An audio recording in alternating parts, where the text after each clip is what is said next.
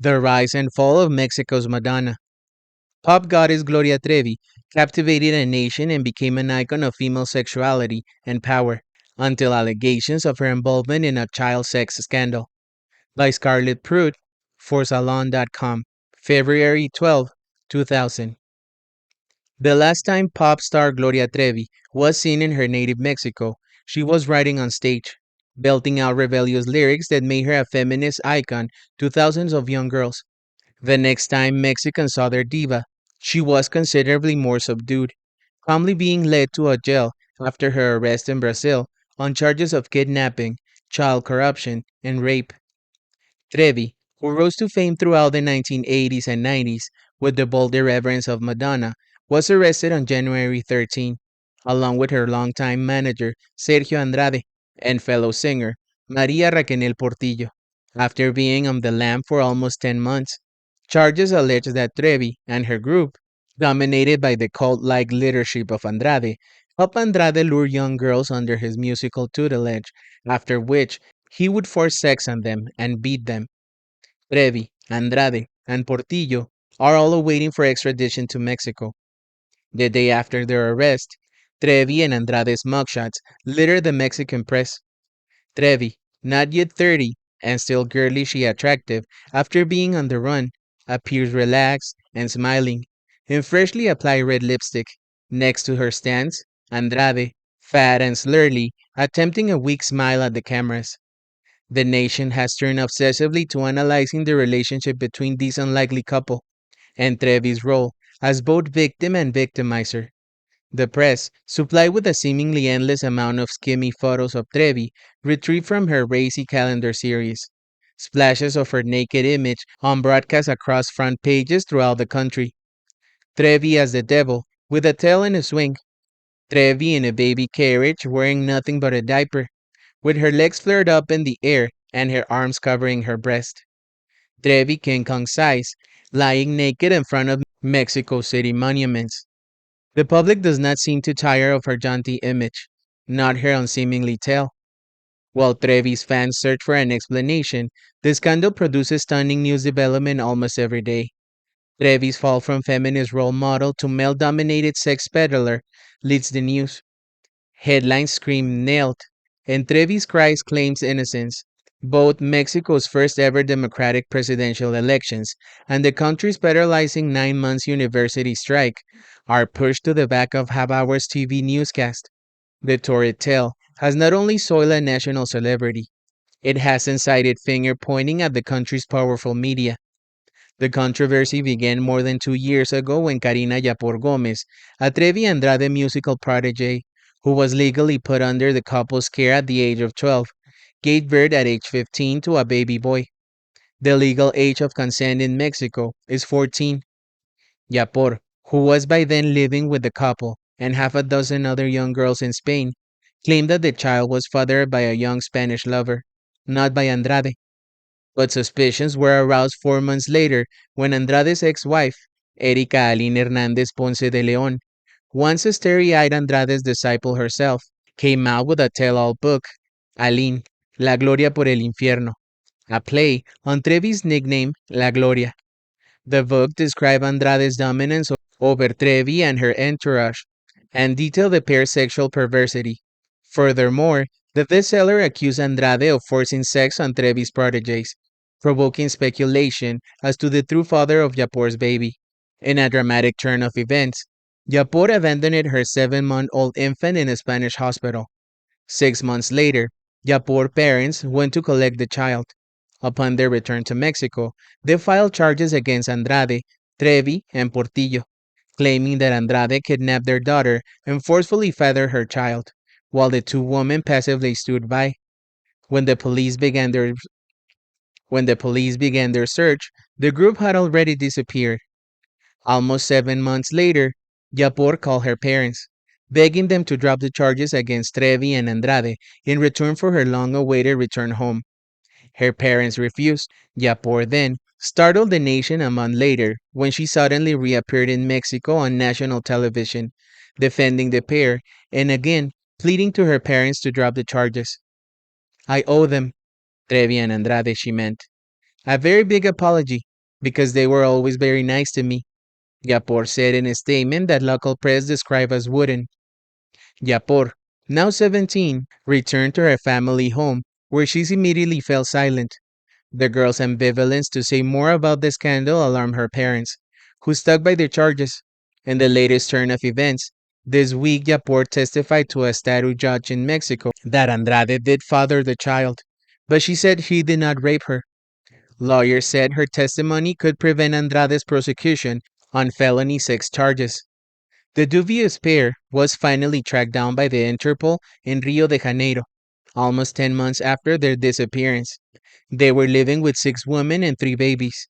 One of the women was Maria Raquel Portillo, known as Mari Boquitas, a former Trevi backup singer who was arrested for collusion with Trevi and Andrade. The other 5 young women, one of them pregnant, are being investigated while 3 babies are undergoing DNA tests to see if they too are possible Andrade offspring. The scandal has only broadened since Trevi and Andrade arrest. 5 other young girls have come out of the woodwork, claiming that they too were taken in by promises of fame, only to become victims of Andrade's abuse and Trevi's indifference. The girls claim that Andrade bullied them into orgies, even prostitution, while Trevi silently stood by. A Chilean accuser, who recently filed rape and kidnap charges against Trevi and Andrade in Chile, says she is willing to travel to Mexico to testify against the couple. The girl joined Trevi's group in 1995 when she was 12 and claimed that she was later repeatedly raped and beaten by Andrade. Trevi fans, who had long seen her as a progressive female role model, were shocked to see evidence that she was in fact a male-dominated puppet. Trevi's rise to fame was not that of a typical Mexican star. Born Gloria de Los Angeles Treviño Ruiz, she signed a contract at age 15 with the country's powerful and at the time only TV network, Televisa. It was then when she was first introduced to show business and to the men who would shape her life. Andrade managed the girl group that first brought Trevi to the public's attention. He later stayed on as her manager. Together, they produced 7 albums, a series of sexy calendars, and movie appearances, a far cry from the bubblegum starlets that the network usually produced. Trevi was edgy. Her lyrics, on everything from pregnancy to running away from home, were considered provocative and deep. In a nation where children are expected to live at home and abstain from sex until they marry, Trevi's lyrics hit a chord with young people who were fed up with the way that they saw as outdated traditions and gender roles. Trevi's publicity campaigns painted her as a wild woman who fought her way out of a neglected childhood to become a blockbuster star. Her primary audience, young people from poor backgrounds, fed off her streetwise style and brash independence. Trevi's website was put up at the height of her career and has not been updated since. It exemplifies the image Trevi wished to project.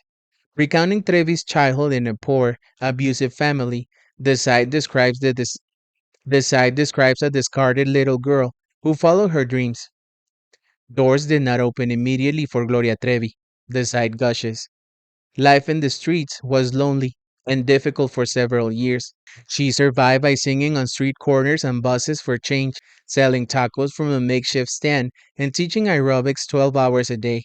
All the while, she studied music and dancing and held tight to her dreams, wailing to songs like her 1991 hit, Pelo Suelto, while wielding her ratty, auburn mane and undressing young boys on stage. Trevi shaped her ranch's image. I'm going to wear my hair down.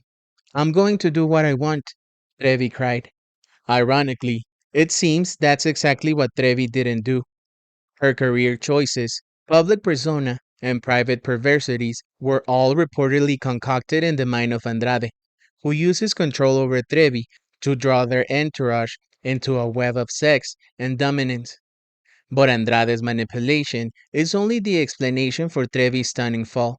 Although Mexico is a country that adores juicy scandals, the sheer amount of Trevi's coverage has raised even Mexican eyebrows. The weekly political magazine Milenio, among others, has speculated that the nation's powerful media is behind the phenomenon. Trevi once managed to step on the toes of both countries' heavyweight TV networks. Perhaps now she is paying the price of her insubordination. Originally Televisa's darling, Trevi agreed to sign a lucrative contract with newcomer TV Azteca when the budding network got up and running in the mid-90s. Azteca's management, gloating over its conquering of Mexico's hottest star, staged a media blitz promoting its new Trevi partnership. But when it came down for Trevi to start work with the network, she suddenly returned to Televisa. In what it may seem as an act of revenge, TV Azteca began publicizing the book, Aline, La Gloria por el Infierno. The book's allegations, fueled by Azteca's publicity, made Trevi's unwanted property. Televisa was stuck with a controversial star and fired back with its own Trevi's defamation campaign. Trevi's stardom was no longer bankable, but her infamy was.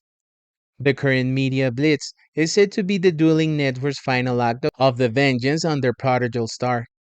Thanks to non-stop coverage of the scandal, even if Trevi is found not guilty, she will be virtually unemployable. Many of the rest of the media have also changed their tune to the star. Early coverage of Trevi's bold and irreverent persona painted her as a role model for thousands of young girls growing up in Mexico's male-dominated society. But some press outlets are now expressing a tangible sense of guilt because they did not reveal her sordid entanglements from the start. Carlos Monsiváis, a famed social and political commentator who wrote on Trevis in the early 90s, sadly returned to his subject last month in an article entitled Trevi, the Phenomenon.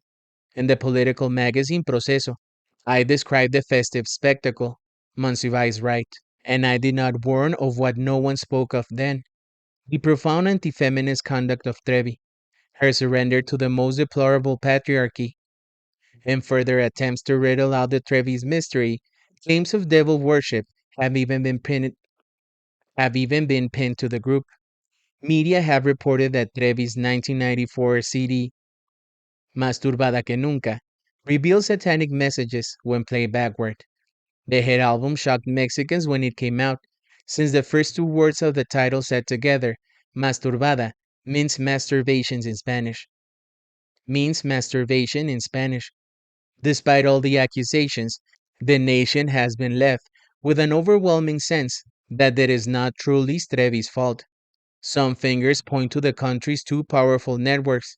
Others even accuse the country's ruling party of using the controversy to conveniently distract from the crucial upcoming presidential election. Even more people point to Andrade's destructive machismo, which they blame for perverting their beloved start. Some Trevi fans, refusing to believe her guilt, have staged masses and marches in several Latin American countries on her behalf. Trevi, meanwhile, maintains her innocence, breaking a decisive silence. The Star released her first public statement last month in the form of a letter to the influential daily Reforma. The missive, riddled with childish drawings, reads, "To those who love me in Mexico, to those who don't, to my family, to my friends, to everyone who believes in me and supports me, and to my detractors, thank you. If God wishes it, I will soon be with you." But while the truth behind Trevi's rise and fall has yet to be revealed, her legacy is clear. Trevi's infamy is perhaps best gleaned in the lyrics of her 1994 hit, El Recuento de los Daños, from Más Turbada que Nunca, and the recount of the damages. I lost my house and my friends, everything of mine that I gave you. Among the disappeared, my resistance and my will, and there was something that was mutilated, and I thought that maybe it was my dignity.